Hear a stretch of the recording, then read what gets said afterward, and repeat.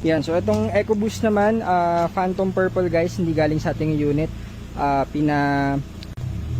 Overall check ni sir and everything. So pinatowing to dito, may may history to ng overheating. So full overhaul tayo ng engine, pati yung transmission. Lahat po yan is recorded, kompleto lahat ng documentation natin. So sinasata lang ni sir ngayon.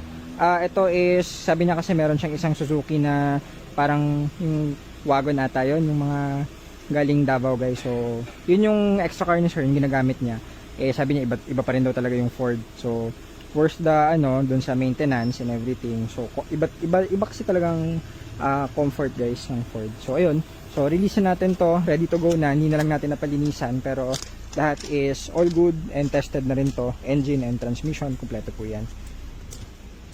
Ayan si boss sa loob. Okay na yung violet. Ito pinaprint ko lang yung invoice sir. Ito yung Okay na sir. Tapos na. John? Hindi na lang namin na napalinisan eh. So galing pa dun sa pero na testing na everything. Ilang araw kasi yung palapat niyan.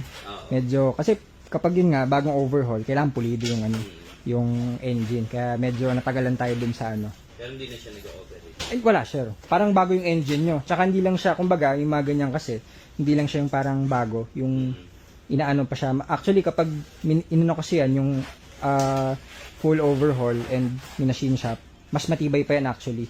Meron niyang tinatawag na parang nire-reinforced. Parang ganun sir. So, mas siya. Kumbaga, bukod sa parang bago, kaya siya pinapalapat. Parang break-in.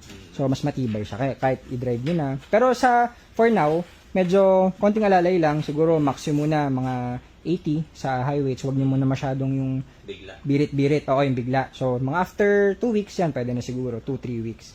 Kumbaga, actually, hindi ko naman siya laging gamit. Okay lang, wala namang kaso.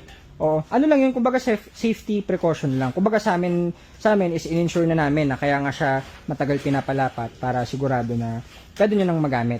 Pero kumbaga sa side nyo lang, para lang at least masigurado, ganun lang naman. So after 2-3 weeks yan, pwede nyo nang hataw-hataw. Pero kahit i-long drive nyo na, pwede na po yan. Oo. Hindi okay na. Magamit nyo na ulit ng sa babae galing? Santa Maria. Bulacan. Ayos. Uwi na kayo ngayon doon. Diretso na kayo. Pupunta muna ako sa Sampalo. Okay. Sige, sir. Usap ako eh. Sige. O di at least okay na yung unit nyo.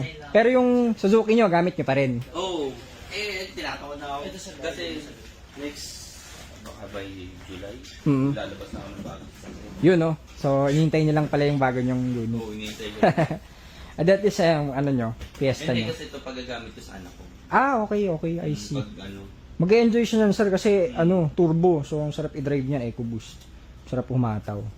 Sakto, lalabas na rin natin pang mga